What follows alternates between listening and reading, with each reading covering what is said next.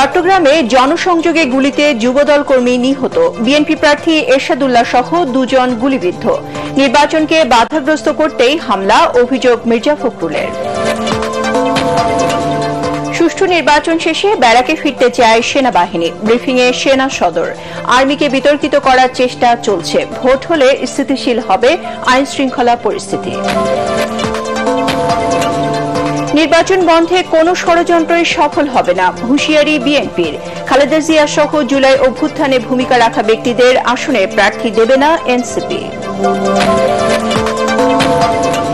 জুলাই সনদের আইনি ভিত্তির জন্যই নির্বাচনের আগে গণভোট চায় জামাত, ভোটে আওয়ামী লীগের অংশ নেওয়ার সুযোগ নেই ডাক্তার শফিকুর রহমান। ভেঙে দেওয়া হলো আর্থিকভাবে বিপর্যস্ত 5 ব্যাংকের পরিচালনা পর্ষদ, নিয়োগ দেওয়া হবে প্রশাসক, একীভূত করে সরকারি ব্যাংক গঠনের সিদ্ধান্ত।